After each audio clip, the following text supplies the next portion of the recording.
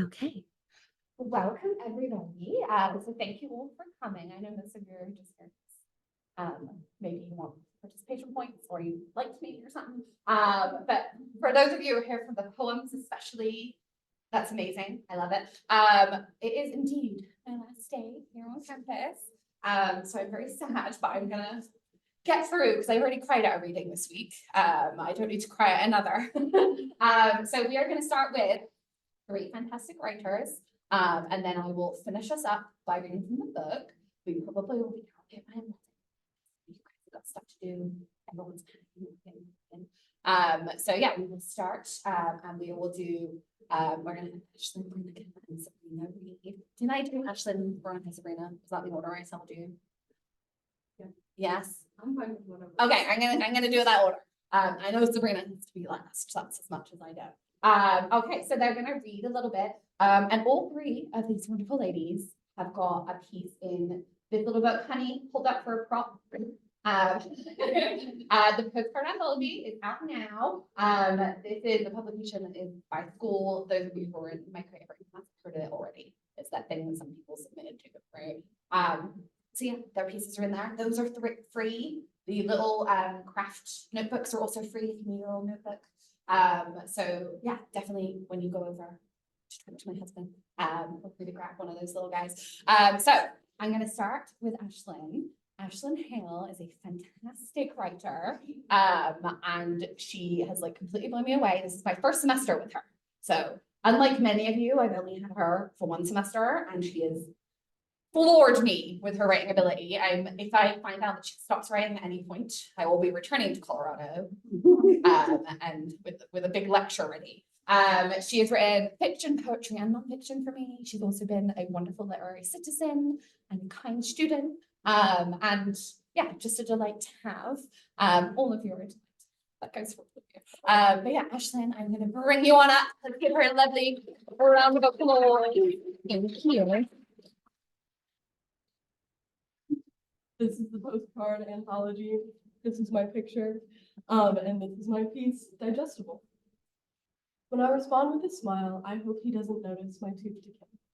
Would anything change if he knew my candid gaze wasn't solely for him, that my kindness is not exclusively his? I frost my words for him with the same passivity I use on my coworkers, old men, and other people who have tried to feed me stevia apologies. Maybe he does know. Sugar can't putrefy enamel in one swift sitting. I can smell the acrid rot rising up from my mouth when I tell him, it's okay, I understand. I'm the saccharin syrup making a vain attempt to dilute his stomach ache. But despite my intentions, I'm contributing to his cravings. I think about becoming a Brussels sprout, making his face twist in disgust, but I'm not yet brave enough to cause his stomach to churn. If I become charred and bitter greens, it won't make him change. It'll give him a reason to hate me. I know he'll compare me to the other sugar-coated girls he's devoured before, getting to the sour center and spitting it out before they can coat his tongue, then finding another candy to suck on, one that won't trick him this time. I like to think it's in my nature to be sweet. That is how I'm meant to be. I'd love to think it was up to me.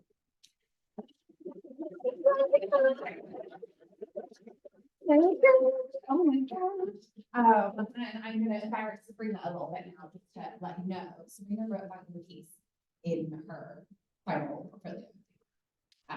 So yeah, she is impressed. I am also impressed. I think everyone here is impressed. Yeah. You guys do. All right. Veronica, are you doing one or more than one? Do one. Okay, cool.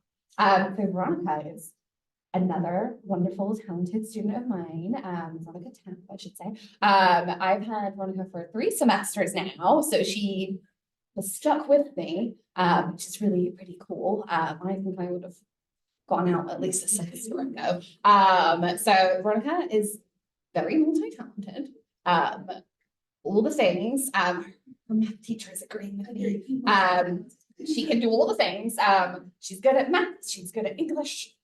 She has read a song for me in class, so she can do music too, like all the things. I think we can also agree she's like a little bit stylized with her very like trademark hair, which I know that you had done again last week, so I'm excited that you had it like fresh look for the occasion. It's not for the occasion. So yeah, very happy to have you. And Veronica has similarly written fantastic work. Those of you who have been in her workshop groups this semester will know. So poetry, fiction, and nonfiction. What was your fave this semester? Poetry. We got some poetry people in here now. I like it. So yeah, Veronica is going to also read from the Postcard Anthology. All three of these stories were like judged in a pile of 60 and picked out. Like that's how good they are. So Veronica, come on up, my love.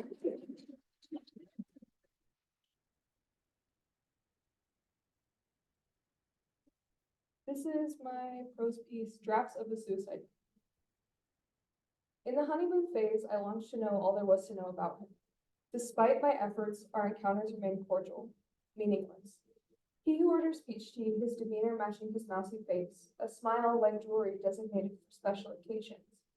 Notebook under arm, wallet in pocket, he is swift, paying, stirring in 3 raw sugars, scurrying to the cafe, writing for hours, intensely, silently. About what? I don't know. This whole time I nervously, cautiously, invasively peered at the paper. It was blank. With jaws clenched, his writer's block seemed to cut off his air supply at the Adam's apple, his words lost in a sea full of memories. A life full of living. I like imagining he's writing a letter. To whom? I don't know. Perhaps his married neighbor, estranged uncle, pen pal in Denmark. When his mousy face hadn't made an appearance, by the second week of February, it wasn't discussed. Yet letters continued writing themselves in my head using my blood as ink. To his sister, pastor, dad, wife, doctor, therapist, cat, barista, himself. By the 4-month mark, curiosity had wriggled its way into the darkest corners and cobwebs of my mind. If he by chance came in to order peach tea again, I would think he were a ghost.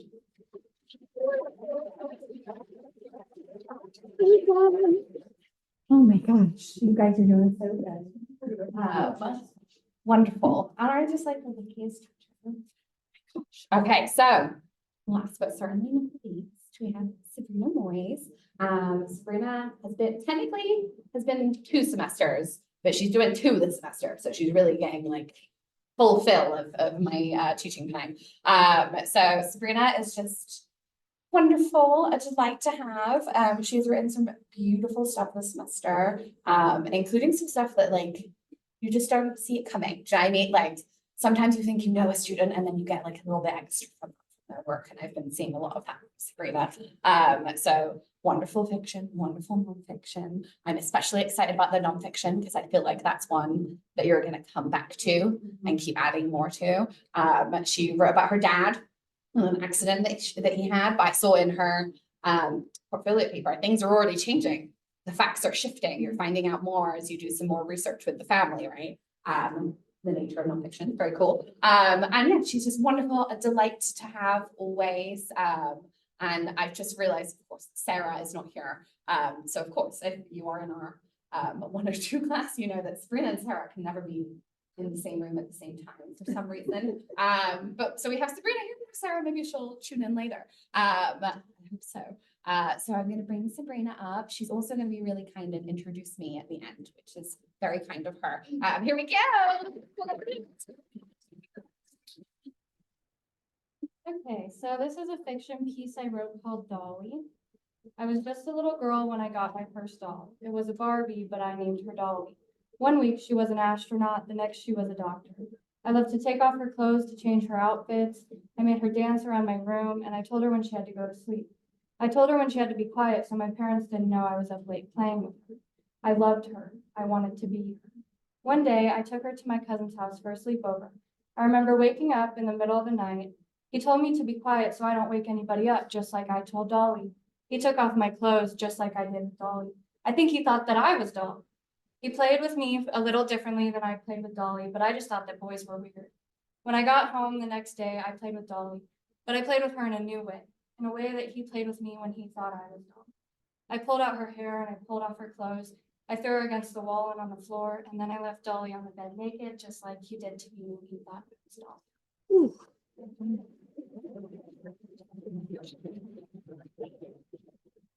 Thank you. So now I'm going to introduce our main event. It's a bit lengthy, so bear with me.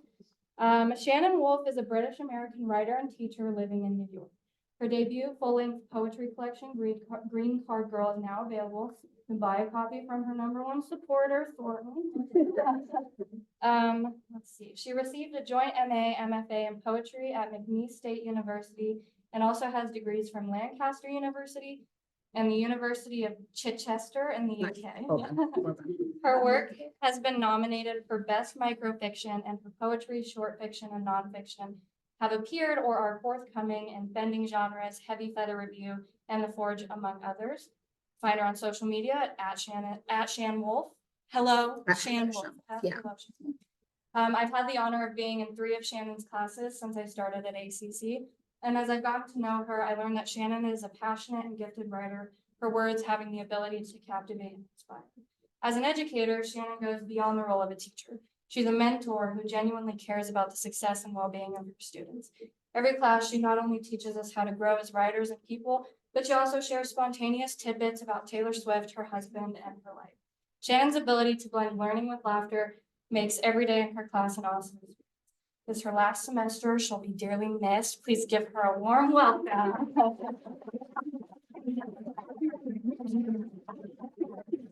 I did not tell her to write any of them. I only gave her the boring bit at the beginning. My goodness. I just realized I should have said soon in the New York bit, because I'm not quite there, but who knows. So I'm going to read from this book. Honey, would you do me a little favor? Will you train me? I'm serious for like 20 minutes. Can you give me a little wave? Who knows? Maybe I should have trained myself before. So before I start, I do just want to say thank you to you 3 for reading. And it's a bit scary, but is it feeling better already? You've done it like 2 times now, getting easier, you're professionals. I love it. And thank you, of course, to Monica and Scott, because you have like give me my job and stuff and all the things. And those of you who are in creative writing, these 2 are the ones to thank. Like they let us get the class over here, and especially to Sarah Homer at the back there, because a couple of people didn't want us to go creative writing over here, and Sarah was like, no, we're having creative writing over here. So she made it happen, as we women do. So I'm going to begin by reading. In the book, you'll find it's in 3 sections. So Harry's here, wonderful. Will one of you scoop and let him sit somewhere? Are you sure? Yeah. Okay, well, there's some if you would like to. So this book is kind of told in 3 sections. It's like when I first got to America, and then I go back to England a little bit, and then I come back to like present day times. So there's Colorado in here a little bit. But first, this opening section, and I see Vince trying to follow along. That's a smart idea. I like that. There is an opening section that's kind of a prosy little piece that kind of contextualizes it and gives you an idea of what life is like in England. I will say that's not what life is like in England. I'm sure you would all have a lovely time there. Mine not so much. So 9th of July, 2018. By the time you turn 26, you have lived in 29 different houses in England. You had the small rooms where the bedroom doors couldn't shut, with the leftover furniture and the overloaded bookcases. You had the cabin bed in the boy colors, with postcards from the cinema taped high on the wall, a torch wedged at the side of the mattress. Everything smelled like smoke, but none of you knew until you left. Last year, you cried almost every day, usually behind the wheel of your car on your way to some insurance job. You haven't spoken to your mother for almost 5 years. Your car wheezed its last breath and gave up on the side of the road between Lancaster and London. You drove a rented van back to Ilminster with everything you owned inside and packed it all away in your father's garage. It felt like the whole country was telling you to leave. Your 30th house is in America, in Seattle. You will sleep in a basement bedroom. Everything will be different there, like fresh air. You leave today. You can forget home if you want. Nothing there changes anyway. Fun fact, Seattle is 4,741 miles from Ilminster. Of course, Ilminster isn't really the problem. Do you ever wish you could pick up a town and shake half the people out of it? Why am I asking you? Of course you do. So that's our little opening section. And then, yeah, kind of bops about. We've got some love poems in here. We have got, yeah, kind of all sorts. We've got some I hate my parents poems. We've got some like, oh, I'll probably read it in a second, but some of you guys have already seen it. We've got an I pooped myself poem in here. Basically all the things that you could possibly need. And there's also a lot about America, like why I love America. I know that's very weird to some of you Americans to say that, but I'm very happy to be here. So I will skip ahead to this. It's called Code Brown. Some of you will have already seen this one because it's in our example portfolio for creative writing, right? So I will read this one to you. This is unfortunately a true story. It is a little bit graphic, just FYI. So Code Brown. The year before I left England, I was supposed to move. Moving is a lightness, clear blue water that you can sink right into, and I just love to sink right in. Moving is a bar calendar, and I am Margie Crane. Anyway, I was supposed to move that next day around noon, but it was 4 in the morning, and I was in a taxi cab. I was in Lancaster, or I was, when the taxi cab picked me up outside the hospital in the ink dark, with wet pajama bottoms and limp hair like a slow misery. Then I was headed back to my little stone cottage in Kendal, where no one visited or even saw me unless they passed by my incandescent window. Except for that night, because that night I had to let 2 paramedics in and watch as their caffeine-pale eyes took in all the boxes, the air mattress on the floor. I told them I'm moving tomorrow in the morning. And I could hear them thinking about between them, are you sure about that, love? All day long, I have been a tap dispensing, my stomach and throat grunting and shifting like ancient pipes. Something black had poured right out of me every 20 minutes from waking until I stepped out of the ambulance at the Royal Lancaster Infirmary. I was looking around, trying to remember the ambulance for posterity, for a poem. I don't remember it. I do remember someone in scrubs at the hospital putting me on a drip as I lolled in a wheelchair in the corridor. I remember being in a winged bed, clutching a cardboard sick tray, and a doctor saying, "We'll just need a quick stool sample." As I went to get up to go to the bathroom, he pushed 2 gloved fingers into my rectum. Perhaps that's what led to the worst moment of that evening. It wasn't watching the cute paramedic wonder if I was being evicted or retching in front of the cute paramedic, or even the doctor telling me, "You have a nice tear in your esophagus, honey." It was after they released me, right before dawn, sitting in the lobby, trying to figure out how to get home. I coughed. Well, this is a good time for you to come in. I coughed and felt my underwear, my favorite cotton pastel underwear, filled up with shit like a sewer rising in a flood. I waddled to the disabled bathroom, washed with those green paper towels that felt like emery boards, shed my underwear into the sanitary towel bin, wondering about leaving a note, a paper apology for whoever had to collect it. "I'm sorry," I wanted to write. "I did shit myself, but I promise I'm going to heal." So that's that one. How was that for you, Taylor? Quite a moment to walk in on. And I know that you young people are in here like, wow, that sounds awful for old people. It's gonna happen to you. It's in your future. I'm sorry to say. I wish I didn't have to say so, but it's coming down the pipe. So enough of the grossness for a moment. I will do a serious poem. So this book is called Green Car Girl. It's kind of a joke type, right? Like it's a bit like tongue in cheek. Those of you who know me now know that I'm no longer a Green Car Girl. I'm an American through and through.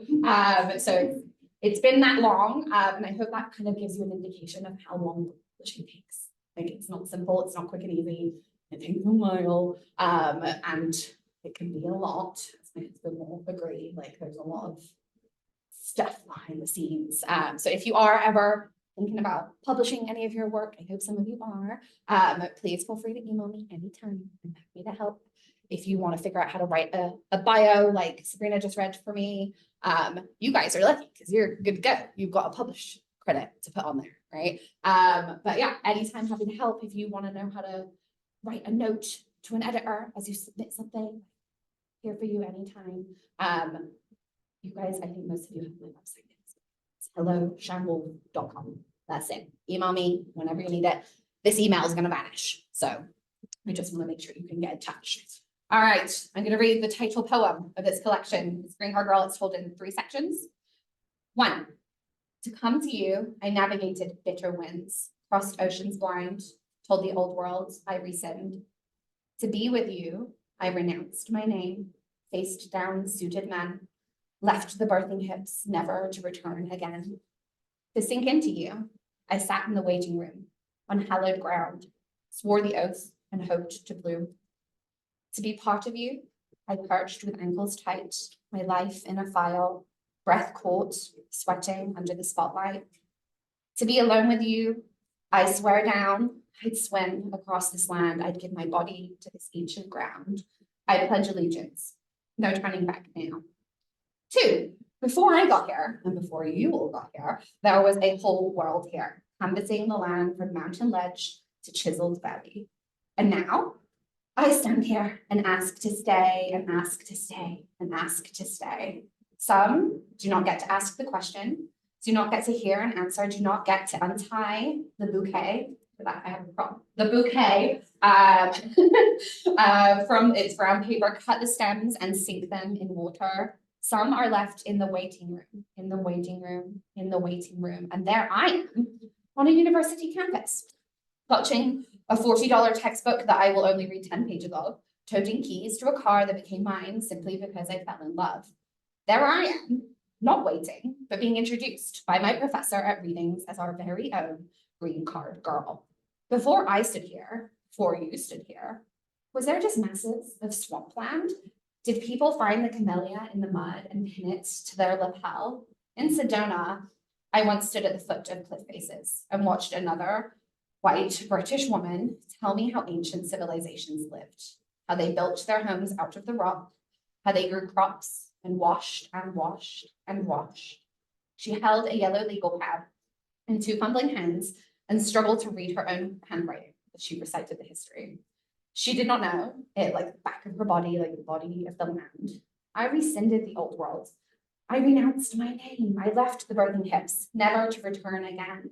When my husband asks where to bury my body, where to bury our bodies together, where I will bury his body, he is planting me like a seed. So I swear the oath and hope to bloom. I ask to stay, to give my body to the ancient ground. I ask to stay. I ask to stay. 3, U.S. citizenship and immigration services. Having a green card, officially known as a permanent resident card, allows you to live and work permanently in the United States. The steps you must take to apply for a green card will vary depending on your individual situation. I am in love. I am an outlander. He pulled me into his boat. We are in love. So that's that one.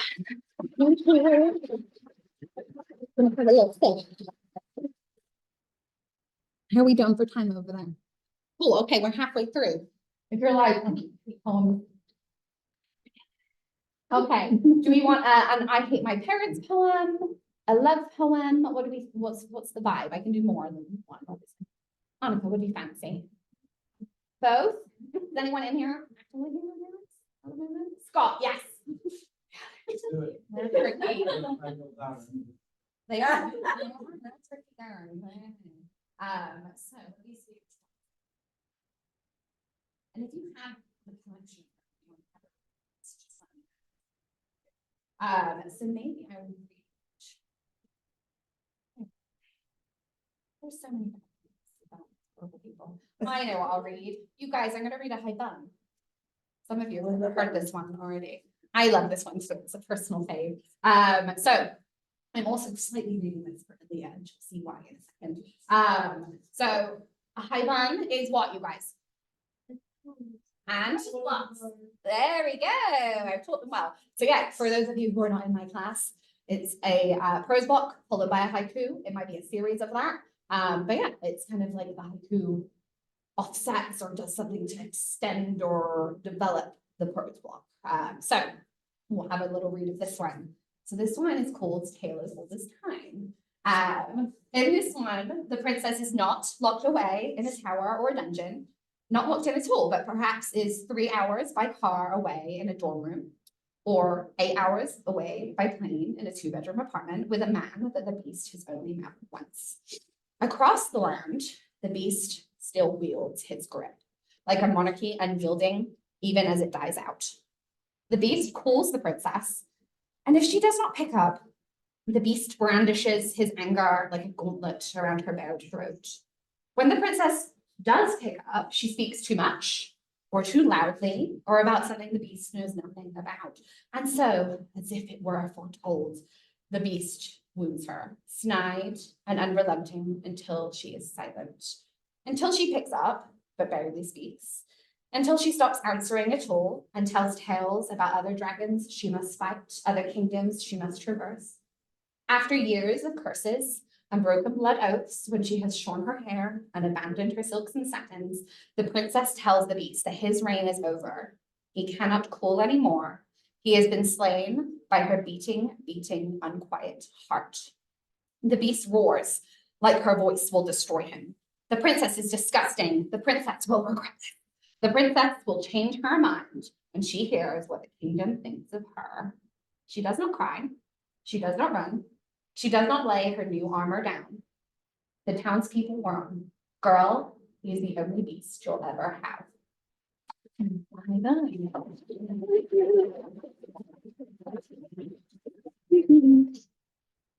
guys are so sweet.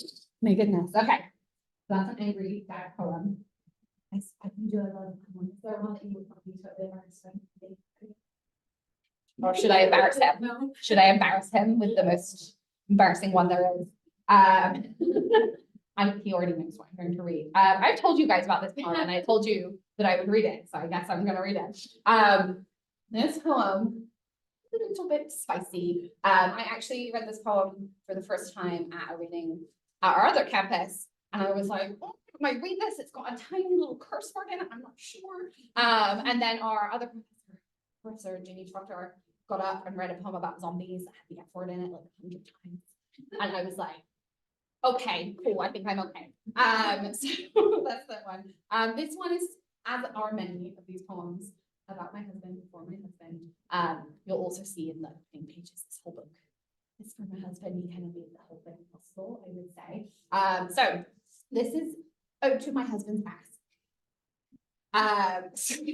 Sweet swooning slopes like long drives on Sundays makes me want to tie up my hair in a silk scarf and put the roof down, apply lotion to the soft skin around my eyes, and take a sip from a warm flat soda abandoned in the car cup holder for a weekend of hammocks and wrists laying lazy in the shallow bed of the river.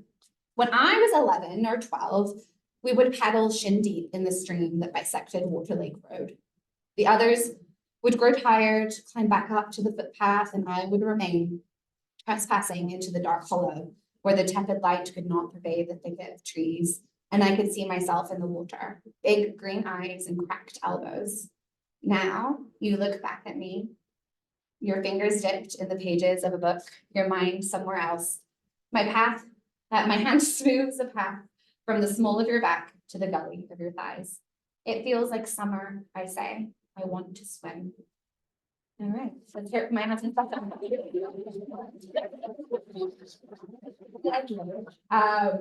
think I'll just do like 2 more and then we'll do some book signing and stuff, I guess. So there are many different kinds of poems in here. You guys who have been with me this semester know, like, they don't all have to look the same. So there's like lots of different looks on the page. I'm not one for form.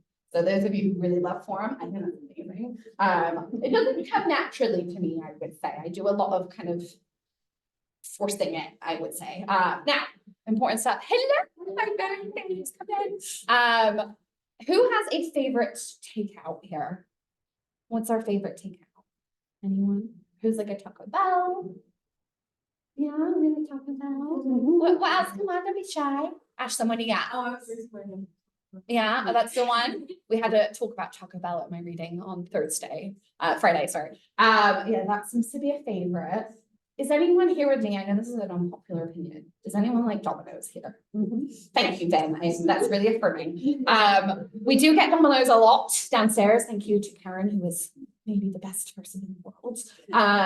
So if you guys don't know her, you should. I'm gonna read my Dominoes poem because I love reading my Dominoes poem. And also because I think it's a really important message about you guys in that you don't know who's going to be the person that helps you the most. And some of you in here I know are friends because you met at school. I'm looking at a couple of you over there. And some of you have got lovely, wonderful relationships, including these two at the back who just got married. Congratulations. So yeah, all the things are possible. And for a while in England, and still a little bit here in America, but a different person, I had a very important relationship with my Domino's delivery driver. He is a wonderful man. His name is Greg. And he was very important to me for a while because who here has mental health issues? Anyone? Hey, me too. And I also lived alone in a studio apartment. I had no money. It was really rough. And so often I wouldn't see anyone at all over the weekend unless I ordered food, right? So that's kind of what this guy is about. And people always ask me, has Greg seen it? Not yet. I think I might go and drop in and see if he still works there when we are back in England. We'll see. And just for context, Greg is like 60 years old. If that matters, 21. To Greg, my Domino's delivery driver. 2 years since I last met you at the heavy black door of my building where you saw me in all my forms. Dressed to the nines, other girls packed into my studio so small I had to balance a chopping board across the sink to pour white Zinfandel into stemless glasses. Slovenly and ruffled in week-old clothes, with yesterday's takeout still on my breath. Euphoric and smoking from my wide open window. Ass cinched by the rungs of my Victorian radiator, then dashing down to meet you on the street. Eyes red and mouth trying a smile as I paid you with palmfuls of pound coins, hair piled ragged at my neck, apologizing for not giving a bigger tip. Do you remember when you stopped by in the new year? No order from me in 2 weeks. You were worried. I was sure I would die in that flat and you would be the one to find me. Do you remember when I saw you on the garage forecourt? You wrapped your arms around me like we were the oldest friends. When I told my colleagues that, they looked at me like I had 2 heads, but sometimes when I didn't have work, you were the only person I spoke to in a week. You brought me chicken wings to 3 different addresses, my ex-boyfriend's place with the winding staircase, the townhouse where I holed up in the attic, and then that studio where I could reach the refrigerator from the bed. Now, I am the phantom of Oving Road. You probably don't remember the last time when I told you I was leaving and you put both hands on your hips in feigned exasperation.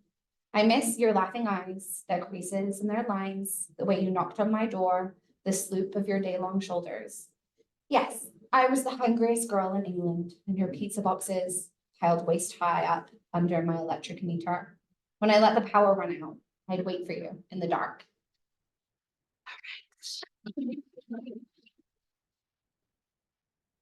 All right, I'm gonna do one more and then I'm done for the day. And forever, I guess, because we're out of here, right? So this one is set in Denver. So that's why I would do this as the last one for you guys. We used to live in a house with a really enormous tree in Denver, like kind of off Colfax, not the dodgy end. And it was a lovely house, very expensive. So we got out of there and we ended up in Washington. But it was a really pretty house. It was old. It was like 1927. And then when we moved back there, this is an important thing, never return to your old houses. We went to pick my mail up, and the woman who lives there now was a jam maker. Put fake flooring over the parts. Very hurtful, very upsetting. Never do any of that. I will come find you. But before that, I wrote this poem. So this one is the last poem. It's called Roots. There's also a poem in here called Wings about wanting to leave England. This one is about not wanting to leave anymore. So Roots. I will never know when the pain was over. It was not a storm that blew up the sky with a sharp constellation of embers that died down like tenderness while I slept. It was not a 10-car pileup on the highway, each wreck collected and hauled away, ghosts made of the traffic, until even the marks on the road were rubbed into dusk. Nor was it a bright day, where the greedy sun pushed at our palebacks with an eager keening that would streak sharply away, replaced quietly with afternoon hangovers and the glitter of early slumber. It was never all fixed. It was never made easy. Every day, still, could present a cobbled street. I simply take off my heels, go barefoot to my blessings. The tallest linden tree in Denver is in my backyard. It's true. I count wins from our couch, exercise in the dark, scratch my bug bites on the iceberg pass, drive right off the road. I am never quiet here, but if I was, no one would ask me how my voice was quelled. You know, a country does not a mess undo. A country cannot make bad things untrue. I grow ivy and strings of pearls and my hair too until my bony elbows are dressed in waves. When planes fly above me now, I spread my arms, pad across my own lawn, curl my toes with each step. I am lighter somehow. The load I shrugged off, left somewhere, luggage in a forgotten hold. I am not going home. I have made it here anew. Piles of golden leaves, creaking floors, wool slippers, his feet on my lap, my books on every surface, sweet petrichor winding through the screen door. I take a fallen branch, spread it across our wooden table, measure the veins in the leaves against the purples and blues under my skin. I strike a match, touch it to a candle, to a linden flower. Its kindle cracks a rhythm, a train that has found its tracks. I belong, I belong, I belong. Thank you.